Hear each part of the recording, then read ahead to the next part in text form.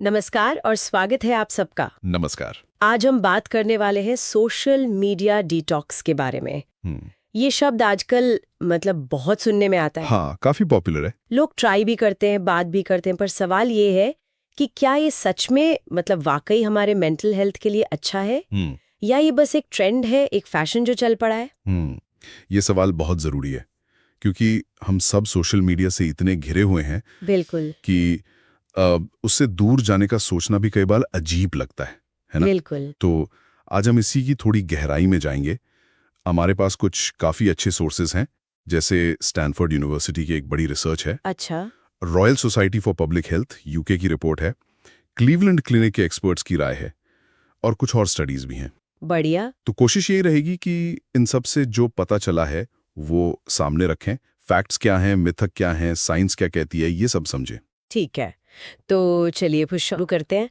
सबसे पहले ये जो साइंटिफिक प्रूफ वाली बात है, क्या सच में सोशल मीडिया से ब्रेक लेने का कोई मेजरेबल जिसे नाप सकें वैसा फर्क पड़ता है? क्योंकि लगता तो नहीं है रोजमर्रा में। हाँ, यहीं पर चीजें इंटरेस्टिंग हो जाती हैं। स्टैनफोर्ड यूनिवर्सिटी ने इस पर एक बहुत कह सकते हैं दमदार स्टडी की। जी। उन्होंने किया एक RCT, randomised control trial. Okay, RCTE क्या होता है? इसका मतलब है कि लोगों को रैंडमली अलग अलग ग्रुप में डालते हैं, फिर देखते हैं कि किस ग्रुप पे क्या असर हुआ। तो नतीजे काफी भरोसेमंद माने जाते हैं इसके। अच्छा, ठीक है। और इस स्टडी में पता है कितने लोग थे? करीब 35,000। 35,000? अरे बाप रे, ये तो बहुत ही बड़ा नंबर है। काफी सीरियस रिसर्च हुई है। जी। तो क्या निकला इसमें? रिजल्ट्स काफी चौंकाने वाले थे। जिन लोगों ने सिर्फ 5 हफ्ते के लिए इंस्टाग्राम या फेसबुक जैसे प्लेटफॉर्म से एकदम ब्रेक ले लिया, उनकी खुशी का लेवल हैप्पीनेस लेवल साफ तौर पे बढ़ गया और साथ ही उनमें एंजाइटी और डिप्रेशन के लक्षण भी कम हुए। सिर्फ 5 हफ्ते की दूरी। सिर्फ 5 हफ्ते?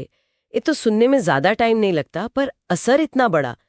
क्या ये असर सब पर एक जैसा था या कुछ खास ग्रुप्स थे जिन्हें ज्यादा फायदा हुआ? ये भी इंटरेस्टिंग फाइंडिंग थी। स्टडी में देखा गया कि जो लोग 35 साल से ज्यादा उम्र के थे और जो यंग विमेन थी, अच्छा। उनमें ये फायदा थोड़ा ज्यादा साफ दिखा।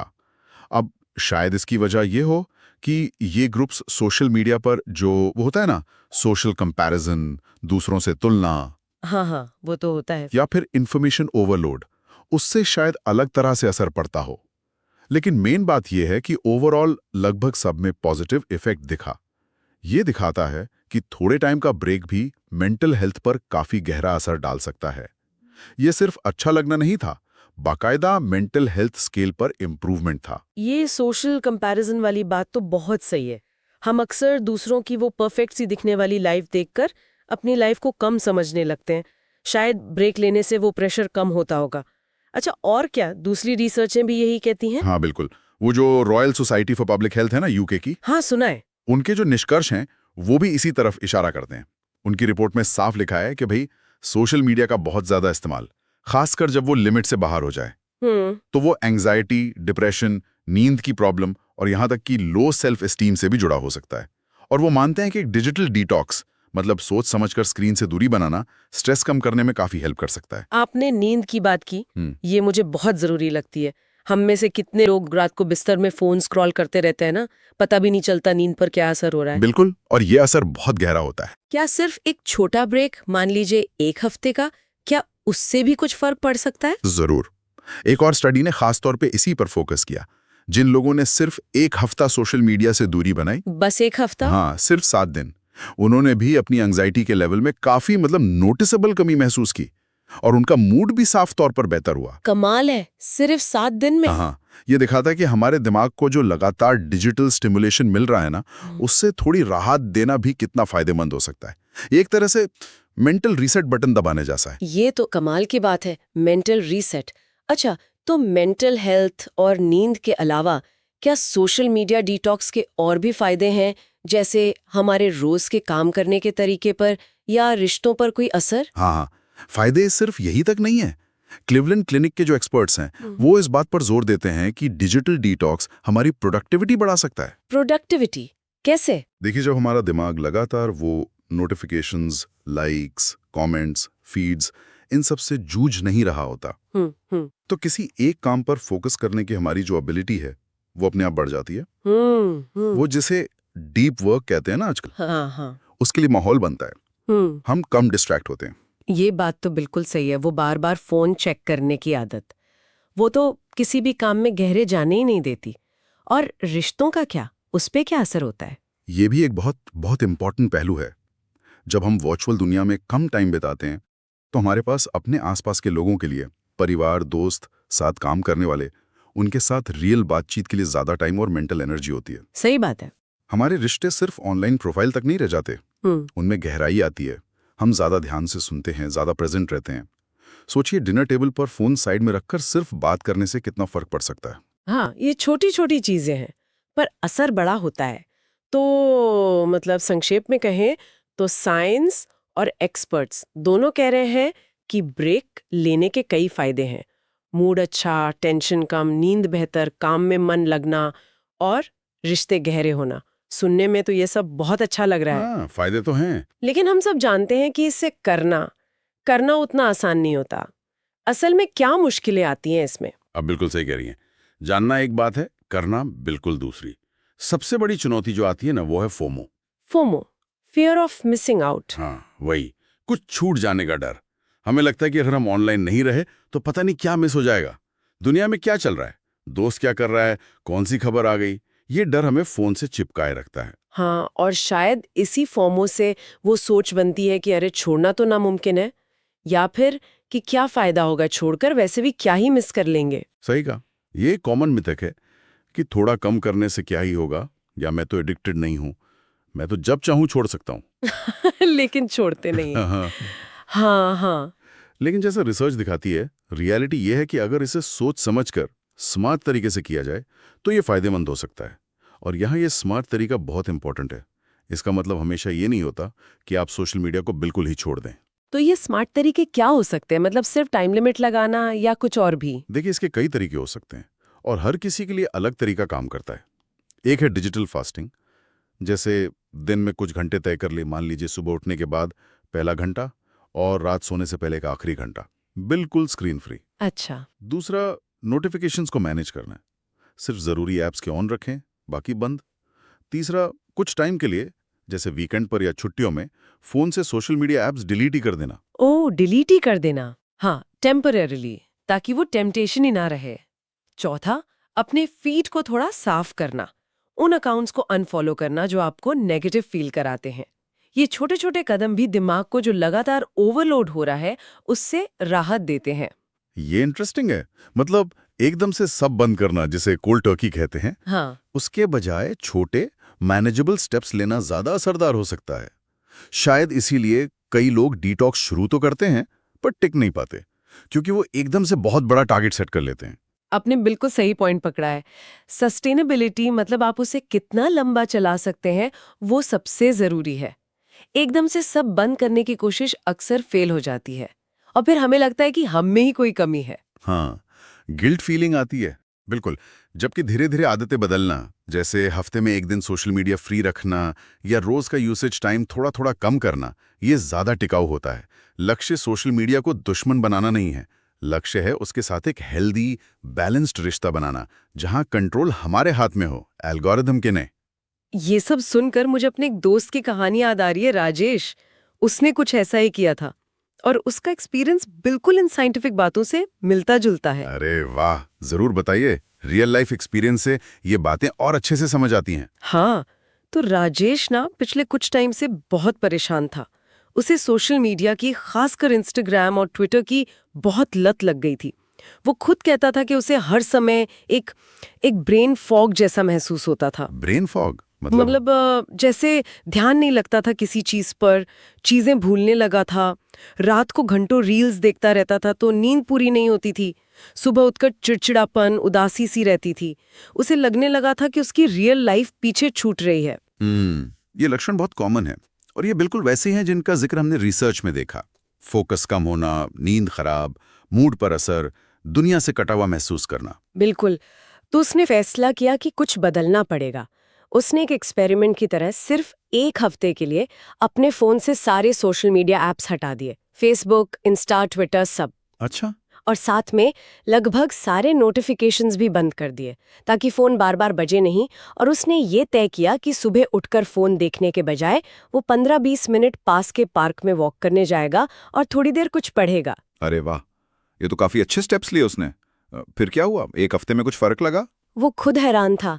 उसका कहना था कि पहला 1-2 दिन थोड़ी बेचैनी सी हुई, बार बार फ़ोन उठाकर ऐप्स ढूंढने का मन किया। हाँ, वो विड्रॉल सिम्टम जैसा। हाँ बिल्कुल। लेकिन तीसरे चौथे दिन से ही उसे फर्क दिखने लगा। उसका फोकस, वो कहता है, कमाल का बढ़ गया। अपने काम पर घंटों ध्यान लगा पा रहा था। रात को नींद जल्दी और गहरी आने लगी। सुबह उठ के ज्यादा फ्रेश और शांत महसूस करता था। उसकी एंग्जाइटी काफी कम हो गई। वो कहता है कि जैसे दिमाग पर कोई धुंध छाई थी वो हट गई। उसे लगा कि वो अपने आसपास की छोटी छोटी चीजों पर ज्यादा ध्यान दे रहा है। पार्क में चिड़ियों की आवाज, शाम की चाय का टेस्ट। ये तो बेहतरीन उदाहरण है। ये बिल्कुल दिखाता है कि रिसर्च के जो रिजल्ट्स हैं वो सिर्फ कागज पर नहीं है, असल जिंदगी में महसूस होते हैं। और राजेश की कहानी ये भी बताती है कि डिटॉक्स का मतलब सिर्फ कुछ छोड़ना नहीं है, बल्कि उसकी जगह कुछ पॉजिटिव ऐड करना भी है, जैसे वॉक करना या पढ़ना। इससे बदलाव ज्यादा सस्टेनेबल और फायदेमंद बनता है। हाँ, उसने वो खालीपन जो आया सोशल मीडिया हटाने से, उसे दूसरी एक्टिविटी से भर दिया। अब वो यूज करता है सोशल मीडिया, लेकिन बहुत लिमिट में और बहुत सोच समझ कर। कहता है कंट्रोल अब उसके हाथ में है। यही बैलेंस इंपॉर्टेंट है। तो अगर हम अब तक की सारी बात को समेटें, तो ये जो सारे सोर्स हैं, स्टैनफोर्ड, RSPH, क्लीवलैंड क्लिनिक और राजेश जैसे एक्सपीरियंस, इनसे सोशल मीडिया डिटॉक्स के मेन फायदे क्या निकल कर आ रहे हैं? हाँ, तो मुख्य रूप से हम इन्हें 3 कैटेगरीज में देख सकते हैं। ओके। पहला है मानसिक स्वास्थ्य।